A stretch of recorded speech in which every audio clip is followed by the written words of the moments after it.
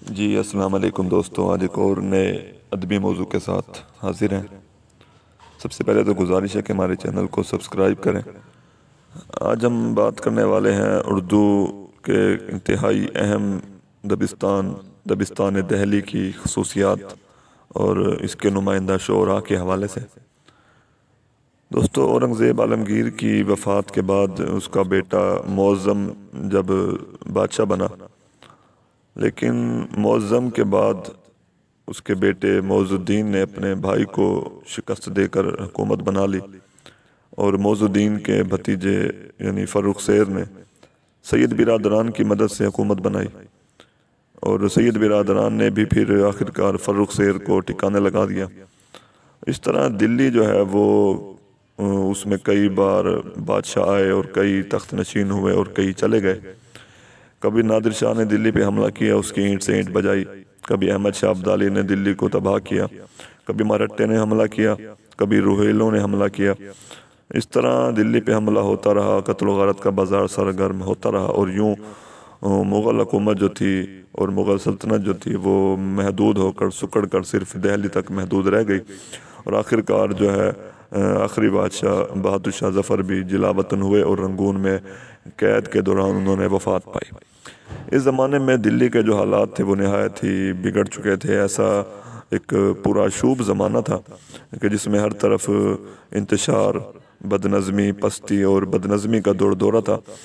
ہر طرف بے چینی عروج پر تھی، اور اس زمانے میں جس قسم کی شاعری نے ترقی کی اس کی چند خصوصیات ہیں کہ دبستان دہلی کے جو شعراء تھے ان کے ہاں ہمیں فارسی زبان کا غلبہ نظر آتا ہے، کیونکہ جو شعراء دہلی تھے وہ فارسی کی شعری روایت سے بہت زیادہ متاثر تھے۔ ایران سے فارسی شعراء آتے اور دلی میں رہ جاتے تھے، اور اسی لیے کہا جاتا ہے کہ مشہور شاعر نظیری، بے دل اور عرفی وغیرہ بھی یہاں آتے رہے، کیونکہ جو دلی میں شعراء تھے وہ فارسی اور اردو دونوں زبانوں میں ماہر تھے۔ اس لیے فارسی کے جو اسالیب تھے اور موضوعات تھے وہ دلی کے دبستان میں بھی شامل ہو گئے۔ اس طرح دلی کی شاعری میں ہمیں فارسیت کا غلبہ نظر آتا ہے، اور دلی کے جو شعراء ہیں اس میں غالب میر، مومن، بہادر شاہ ظفر، ذوق، مصطفی اور مصطفیٰ خان شیفتہ وغیرہ جیسے شعراء شامل ہیں۔ غالب کا ایک شعر جس میں انہوں نے فارسی زبان کا جو ہمیں اثر بہت زیادہ نظر آتا ہے کہ نقش فریادی ہے کس کی شوخی ہے تحریر کا، کاغذی ہے پیرہن ہر پہ کرے تصویر کا، کاوے کاوے سخت جانی ہائے تنہائی نہ پوچھ، صبح کرنا شام کا لانا ہے جوئے شیر کا۔ تو دبستان دلی کے شعراء نے عشق کے جذبے کو ترقی دی۔ ان کے ہاں جو ہمیں جذبات اور احساسات کا ایک اظہار ملتا ہے، اور ان شعراء کی یہ خواہش نہ تھی کہ ان کا اسلوب اور ان کی جو طرز ادا ہے وہ خوبصورت ہو، بلکہ وہ شاعری میں صرف اپنے جذبات اور احساسات کا اظہار کرنا چاہتے تھے۔ اس لیے ہمیں یوں بھی لگتا ہے کہ ان شعراء کو جو ہے وہ عشق سے ہی عشق ہو گیا تھا، اور عشق کے علاوہ انہیں کچھ نظر ہی نہ آتا تھا۔ اس حوالے سے میر تقی میر کہتے ہیں کہ عشق ہی عشق ہے نہیں ہے کچھ، عشق بن تم کہو کہیں ہے کچھ۔ تو دبستان دلی کی ایک اور جو خصوصیت ہے وہ ان کے ہاں داخلیت کا جو پہلو ہے وہ بہت زیادہ ہے۔ دلی کے شعراء کے ہاں میں عشق کی دونوں صورتیں یعنی مجازی اور حقیقی بھی نظر آتی ہیں۔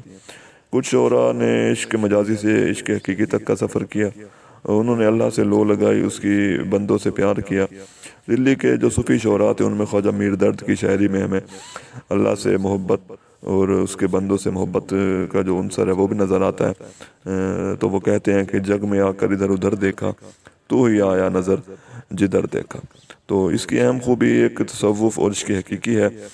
کچھ شعراء جو عشق مجازی کو ہی اپنا بیٹھے تھے، اور عشق مجازی کا انداز بھی دلی میں اس وجہ سے خوب مقبول ہوا۔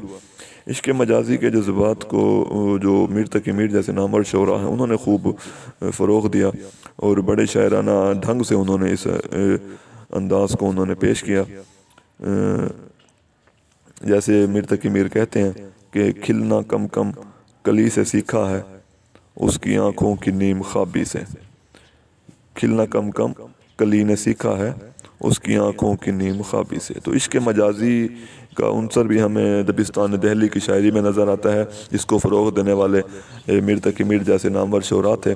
میر کے ہاں ہمیں عشق کے جذبے کی گہرائی اور خلوص بھی نظر آتا ہے، اور اسی وجہ سے ان کی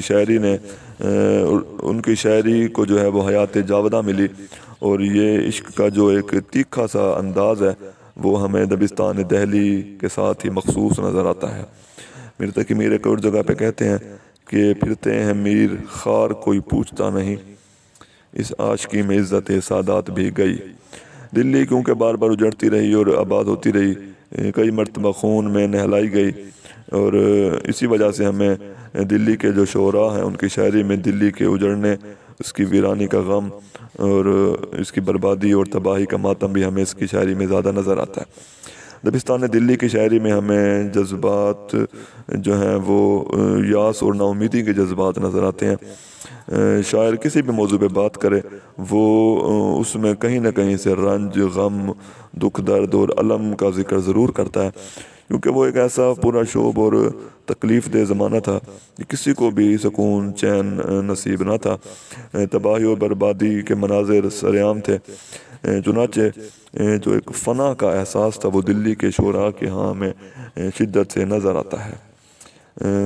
جیسے کہا جاتا ہے کہ میر تقی میر کی شاعری میں بھی ہمیں اسی وجہ سے دنیا کی بے ثباتی کا جو ہے وہ عنصر نظر آتا ہے۔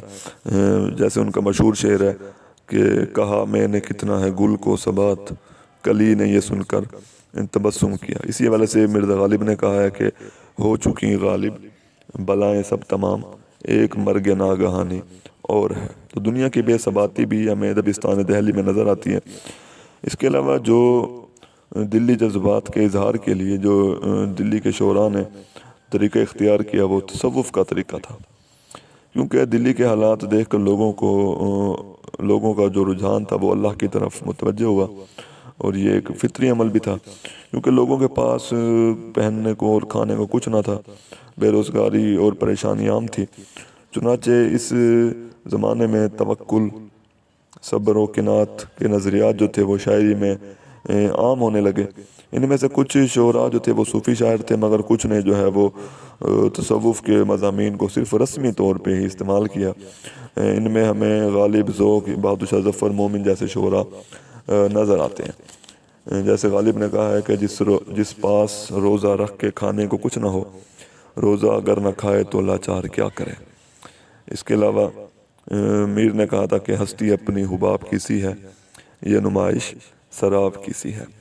ڈاکٹر نور الحسن ہاشمی کہتے ہیں کہ دہلی میں تصوف کی تعلیم اور درویشی کی روایت نے خیالات میں بلندی اور گہرائی پیدا کی۔ دبستان دلی کی شاعری میں داخلیت کا جو ایک عنصر ہے وہ بھی نمایاں ہے، یعنی وہ باہر کی دنیا سے کوئی مطلب اور غرض نہیں رکھتے، کوئی واسطہ نہیں رکھتے، بلکہ وہ صرف دل کی حالت کا اور اندر کی حالت کا اظہار کرتے ہیں۔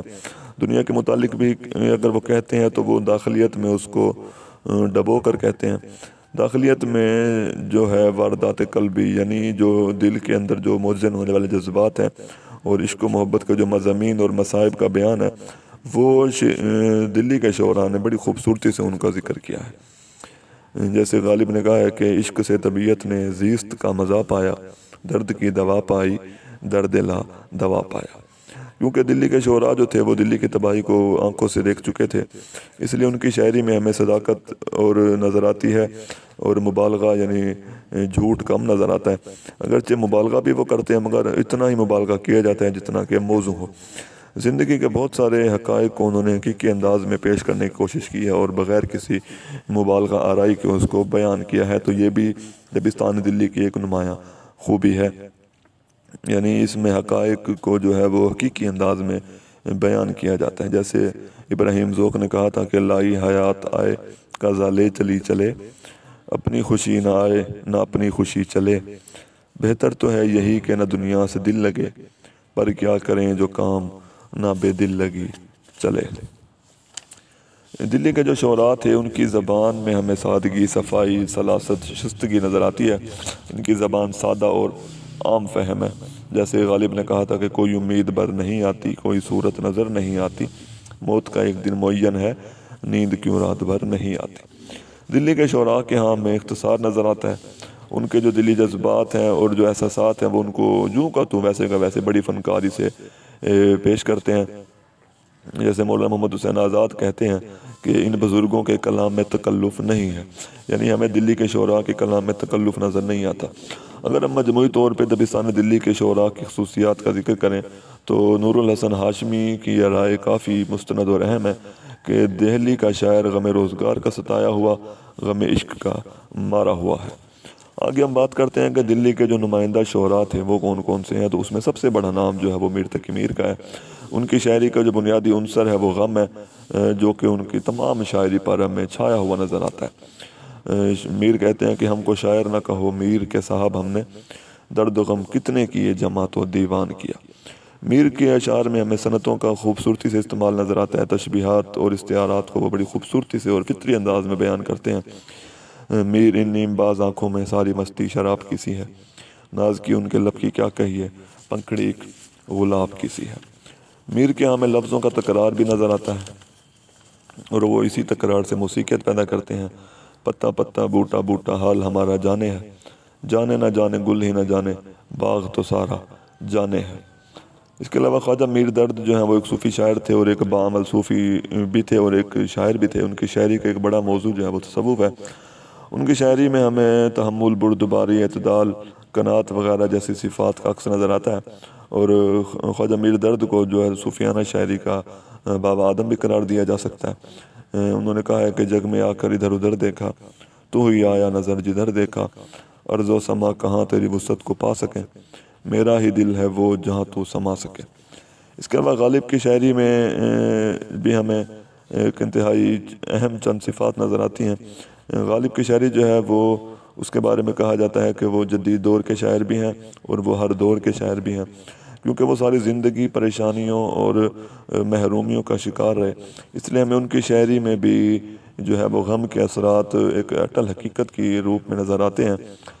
جیسے غالب نے کہا ہے کہ نغمہ ہائے غم کو بھی اے دل غنیمت جانیے، بے صدا ہو جائے گا یہ ساز ہستی ایک دن۔ غالب کی شاعری میں ہمیں فلسفیانہ مسائل، غم، تصوف، عشق اور عاشقی کے مضامین بھی نظر آتے ہیں۔ جیسے غالب کہتے ہیں کہ دیکھ کے ختم دیکھتا ہے نام بر، کچھ تو پیغام زبانی اور ہے۔ اس کے علاوہ ابراہیم ذوق جو ہے وہ بھی دلی کے ایک انتہائی اہم شاعر ہیں، جو کہ ہجو گوئی اور قصیدہ گوئی کے حوالے سے خاصے مشہور ہیں، اور انہوں نے قصیدے کی صنف کو کمال تک پہنچایا۔ ان کی غزلوں میں اگرچہ جذبات کی کمی نظر آتی ہے، کیونکہ ان کے ہاں ہمیں صرف لفاظی اور الفاظ کی شاعری نظر آتی ہے۔ انہوں نے جو ہے وہ فکر اور احساس کی کمی کو پورا کرنے کے لیے اردو زبان کے محاورات کا بڑی خوبصورتی سے استعمال کیا ہے، یعنی ان کی شاعری میں ہمیں فکر و احساس کی کمی نظر آتی ہے، اور بعض اشعار ان کے ایسے ہیں کہ جس کو دیکھ کے لگتا ہے کہ انہوں نے صرف وہ اشعار محاورہ بندی کے لیے کیے ہیں، اور ان کی شاعری میں ہمیں کہیں کہیں پہ تصوف اور حسن و عشق کے قصے بھی نظر آتے ہیں۔ جیسے ان کا مشہور شعر ہے کہ لائی حیات آئے قضا لے چلی چلے، اپنی خوشی نہ آئے نہ اپنی خوشی چلے۔ اس کے علاوہ مرزا رفیع سودا ایک انتہائی مشہور شاعر ہیں جو کہ میر تقی میر کے ہم اثر تھے۔ ان کا شمار بھی اردو کے اہم شعراء میں ہوتا ہے۔ انہوں نے غزل، قصیدہ، مثنوی، مخمس، ہجو اور مرثیے لکھے ہیں، لیکن ان کی شہرت جو ہے وہ صرف اور صرف قصیدہ گوئی اور ہجو گوئی کی وجہ سے ہے۔ سودا کی غزلوں میں ہمیں بے ساختگی، سادگی، جذبات اور خلوص نظر آتا ہے، جو کہ میر تقی میر کی غزلوں میں بھی نمایاں ہے۔ مرزا رفیع سودا کا ایک شعر ہے کہ جس روز کسی اور پہ بیداد کرو گے، یہ یاد رہے ہم کو بہت یاد کرو گے۔ مومن خان مومن بھی دبستان دہلی کے ایک ممتاز شاعر ہیں، جو کہ غزل لکھتے رہے اور ساری عمر انہوں نے غزل لکھی، اور غزل میں بھی انہوں نے کم سے کم الفاظ کے استعمال سے بڑے بڑے خیالات کے اظہار کیا اور بڑے بڑے خیالات کی انہوں نے عکاسی کی۔ انہوں نے دلی کی صاف ستھری زبان میں غزل تحریر کی۔ لکھنوی شعراء کے برخلاف انہوں نے شاعری کو جو ہے وہ فحش نگاری سے محفوظ رکھا۔ ان کی معاملہ بندی جو ہے وہ ہمیں دوسروں سے قدرے جدا نظر آتی ہے۔ ان کے ہاں جو جدید عشق کا تصور ہے وہ بھی نظر آتا ہے۔ مومن خان مومن کہتے ہیں کہ ہم بھی کچھ خوش نہیں وفا کر کے، تم نے اچھا کیا نباہ نہ کی۔ اور ان کا ایک اور شعر جس میں انہوں نے کہا تھا کہ ہمیں یاد ہے سب ذرا ذرا، تمہیں یاد ہو کہ نہ یاد ہو۔ اور انہوں نے اپنے تخلص کا بڑی خوبصورتی سے استعمال کیا ہے۔ عمر ساری تو کٹی عشق بتاں میں مومن، آخری عمر میں کیا خاک مسلمان ہوں گے۔ تو یہ تھا دبستان دہلی کی خصوصیات اور اس کے نمائندہ شعراء کے کلام کے حوالے سے ایک مفصل جائزہ۔ شکریہ۔